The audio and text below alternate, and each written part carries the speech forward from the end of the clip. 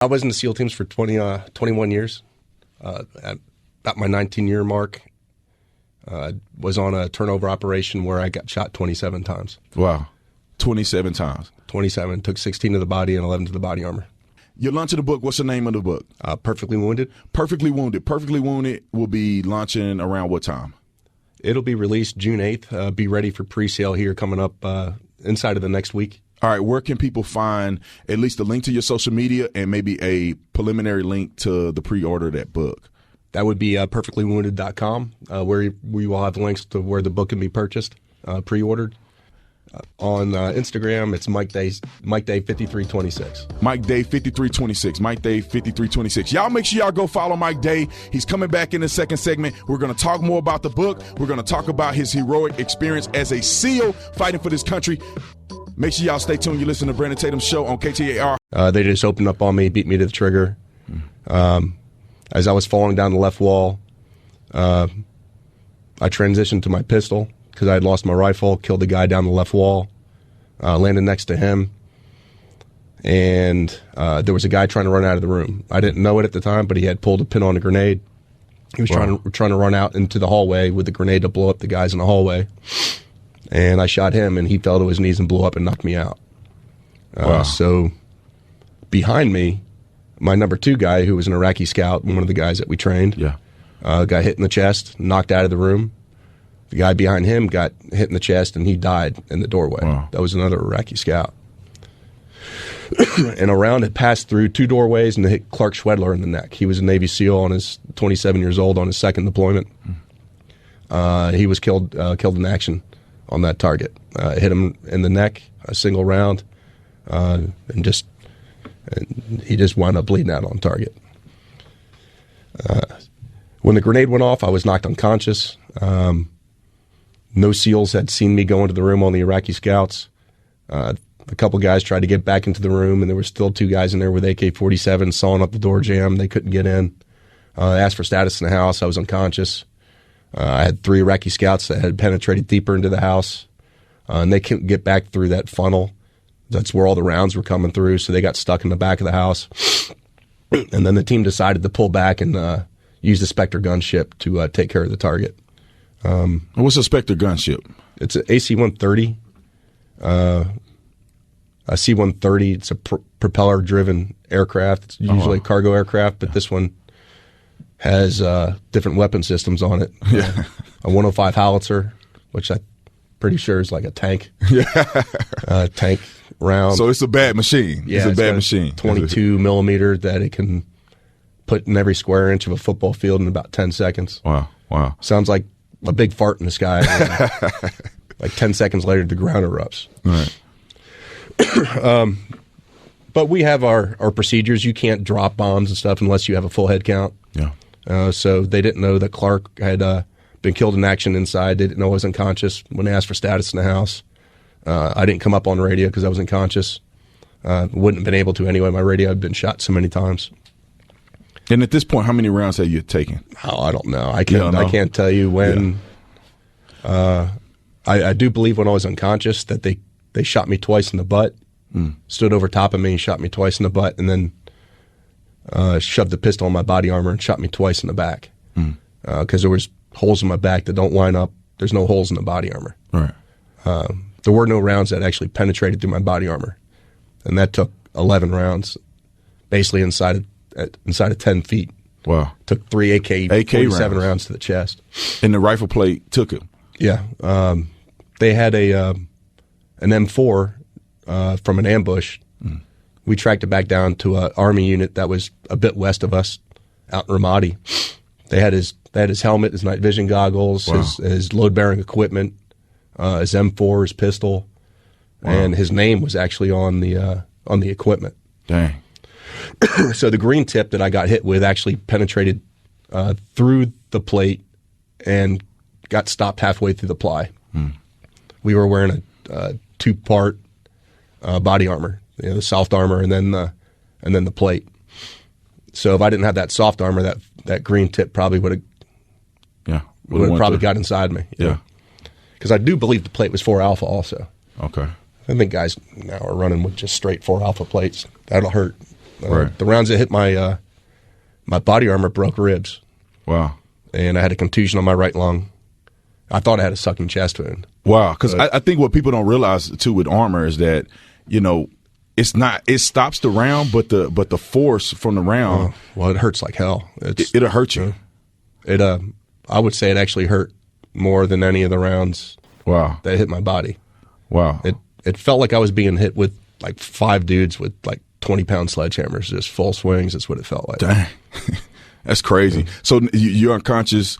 At some point, you know, obviously you've been shot maybe a couple times while you're unconscious. Then you come to. Then what happened?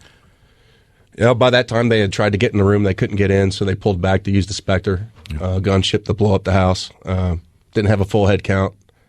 They were taking fire from outside, from around the target. So they were trying to get that organized. But as they were pulling back, I woke back up, and I still had a couple rounds in my pistol, and I unloaded that magazine, did a magazine change, and then I believe that's when they realized that I was still alive. I think they thought they killed me when I was unconscious because of the holes in my back. That shattered my scapula, but it didn't go into any internal organs. So I did that magazine change, re-engaged them. They re-engaged me. I literally had an AK round hit the foot of the magazine and blew the hand grips off the pistol, caused my pistol to malfunction. I did a malfunction drill, tap, rack, bang, and I killed those 2 dudes. Wow. With a pistol.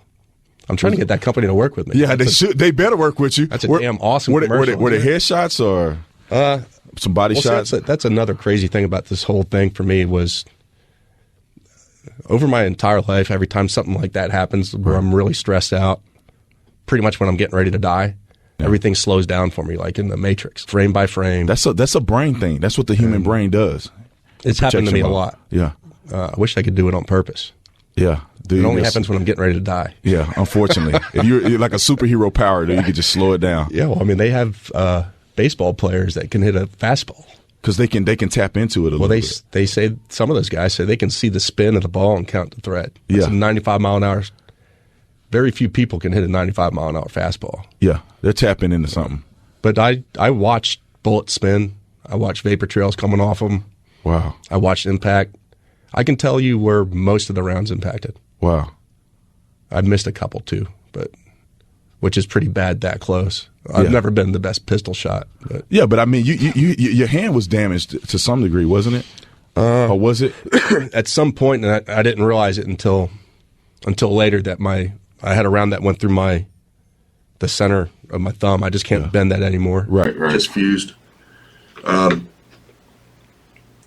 after I got rid of those 2 guys, I actually got up on my hands and knees. At this point, I don't know how many times I've been shot. I know I've been shot, but I stand up and ask for status in the house, and one of those 3 Iraqi scouts comes in from the back, and he tells me what's going on. He tells me about, Clark. We got 1 dead Iraqi scout. We got 6 women and children, and there's 2 detainees back here. So I put him on the front door and told him to kill anybody that came to the front door. Yeah. I found Clark. He was in the room with all the women and children. He was gone already. I tried to move him from view of the front door. I couldn't move him. I was just too weak.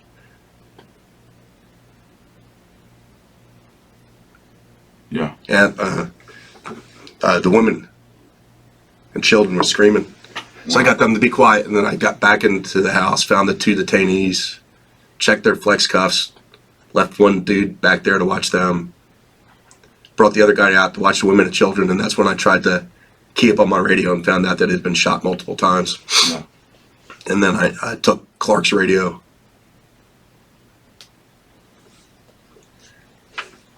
Yeah, man. I can imagine. I can only imagine. People probably can't see you that's listening to the radio, man, but it still affects you, man.